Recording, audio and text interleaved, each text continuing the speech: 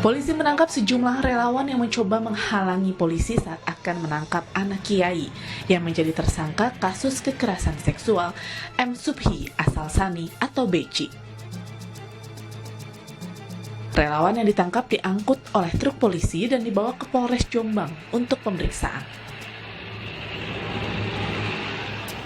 Termasuk salah satu sopir yang sempat menghalangi upaya polisi untuk menangkap tersangka. Menghalangi proses penangkapan saudara MSAT ya atas nama DD, ya kan. Beliau sudah kami tangkap, ya kan, sudah kami bawa, ya, sudah kami amankan. Kami tadi sempat memilah-milah dan kami sudah angkut 3 truk, ya, belum kita data jumlahnya. Makin banyak yang masuk. Upaya penangkapan tersangka kasus kekerasan seksual Beci ke Ponpes yang mendapat penghadangan mengakibatkan salah satu anggota polisi terluka. Polisi yang terluka ini pun langsung dibawa ke mobil ambulan untuk menjalani perawatan. Tim Liputan Kompas TV.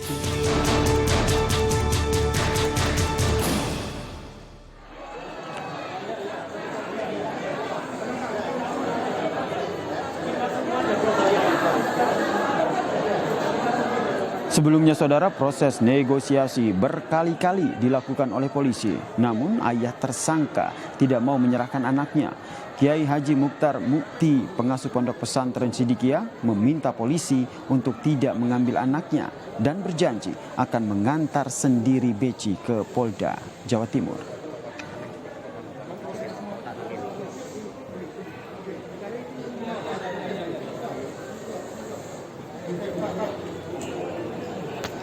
Kalau terang masalah begitu, nanti saya antar bersama. Antar ke Polda nih Mbak Yai? Iya. Kapan Mbak Yai? Nanti setelah selesai acara ini. Hari ini Mbak? Pelantikan ini. Pelantikan hari. Berarti hari ini diantar ke Polda Mbak Yai? Iya nanti. Mas Beki? Hah? Mas Beki? Iya nanti ya. Tidak usah. Sama. Lebih lengkap kita terhubung dengan jurnalis Kompas TV Wahid Mukaidori di Jombang, Jawa Timur. Selamat petang Mas Wahid.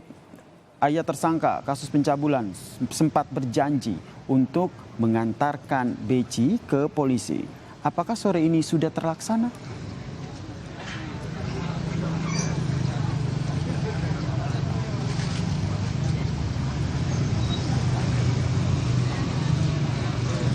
Selamat sore Yasir, saya kurang mendengar jelas suara Anda, namun saya bisa menjelaskan pada sore hari ini.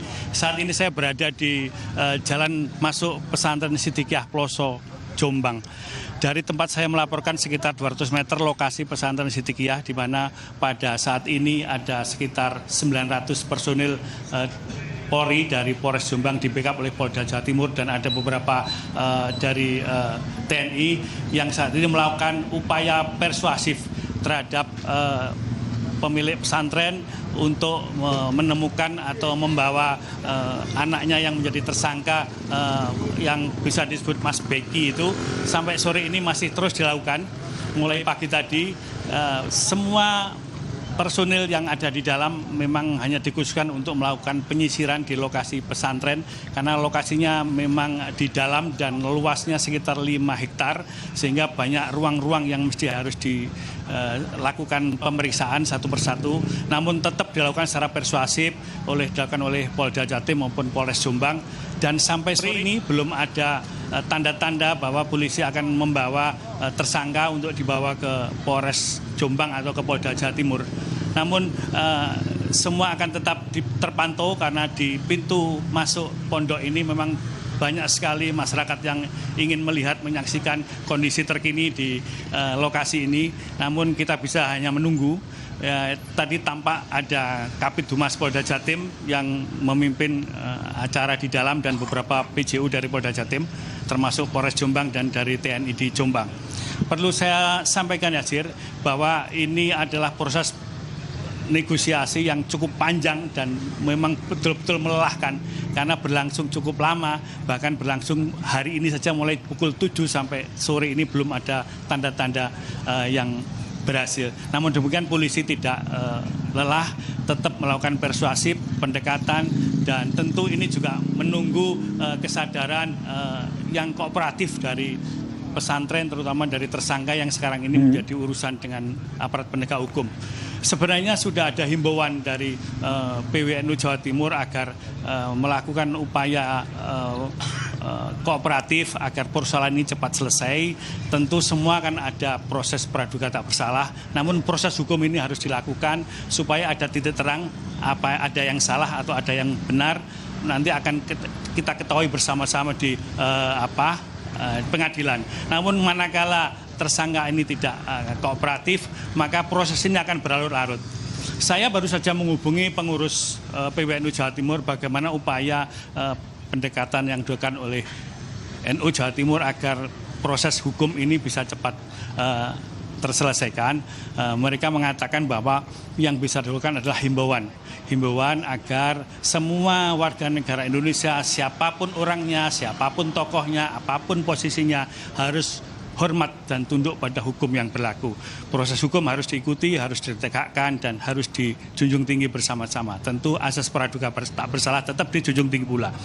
Karena satu hal yang menjadi catatan kami adalah pesantren Sidikiyah di Ploso Jombang ini ternyata tidak tergabung dalam Robitoh Mahat Islamiyah atau perkumpulan pondok pesantren yang di bawah naungan NU, RMI.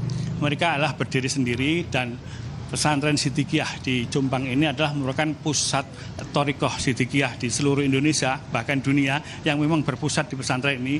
Oleh karena itu, tidak heran kalau memang di dalam pesantren ini cukup luas, ada 5 hektar, dan pesantren ini juga punya kegiatan-kegiatan ekonomi mandiri, punya beberapa perusahaan minuman, air mineral, kemudian juga mengelola hotel, juga bahkan punya pabrik rokok tersendiri. Sehingga kemandirian ini kelihatan ketika pondok ini memang kelihatan luas sekali arealnya, dan memang jamaah-jamaah yang berada di sini setiap minggu sekali juga banyak yang hadir ke sini. Lepas dari identitas pondok ini, maka semua pihak berharap sebenarnya tokoh-tokoh agama, tokoh-tokoh masyarakat di Jombang maupun di Jawa Timur berharap agar ada upaya koordinasi yang baik dan upaya persuasif yang baik yang sudah dilakukan Porda ini. Alangkah baiknya disambut oleh pihak pengelola pesantren, termasuk khususnya adalah orang tua dan tersangka, agar lebih kooperatif, agar persoalan ini tidak berlarut-larut. Yasir. Ayah tersangka berjanji akan mengantarkan tersangka ke Polda Jawa Timur. Kita nantikan bersama apakah ini akan terrealisasi. Terima kasih jurnalis Kompas TV Wahid Mukoidori atas informasinya terkait dengan proses penangkapan dari tersangka pencabulan yang terjadi di Jombang, Jawa Timur.